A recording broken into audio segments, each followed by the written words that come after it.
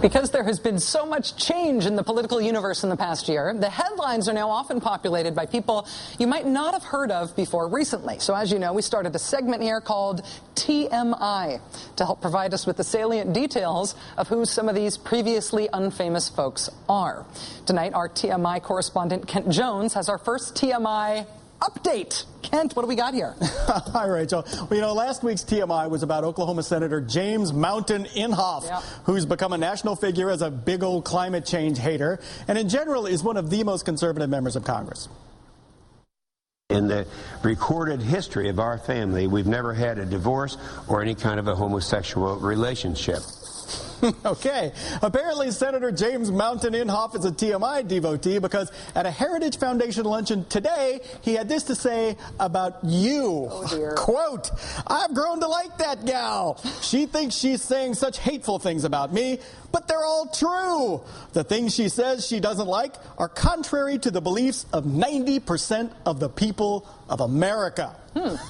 Very, very interesting. You know, for one, he likes you. He calls you gal. Yeah, and the second thing we learned is that he believes that 90% of America is with him on the issues. Now, what about when he says things like this? It's not whether or not we're going through a global warming period. We're not now. Except the United Nations Weather Agency said this decade is on track to be the hottest since the record started in 1850, and that 2009 is the 5th warmest year ever. And according to a Washington Post ABC News poll, 72% of Americans think global warming, yeah, it is happening. Well, maybe 90% agree with Senator Inhofe on something else. There's never been a documented case of torture in Guantanamo. This is all a fabrication of the terrorists and those individuals in the Middle East who try to make it look like we're torturing people.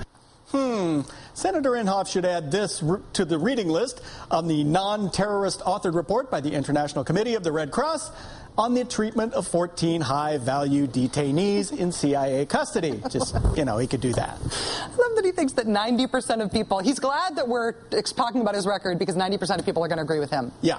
I mean, I do feel bad that he thinks that I'm trying to be hateful. I mean, I think we're just trying to show what Senator Inhofe thinks about the world. And it is nice that we're not actually having a disagreement about the facts. We all agree about the facts of his record. Right, it's just that he thinks when the facts of his record, when his positions on things are promoted to the country, it'll be awesome for him politically because everybody agrees with him. Right. Whereas I believe that telling the facts of his record to the country will be not so awesome for him politically. Less awesome. Less awesome. He still likes you, though. I would call him gal back, but after that last segment, I feel like I'm going to get in trouble.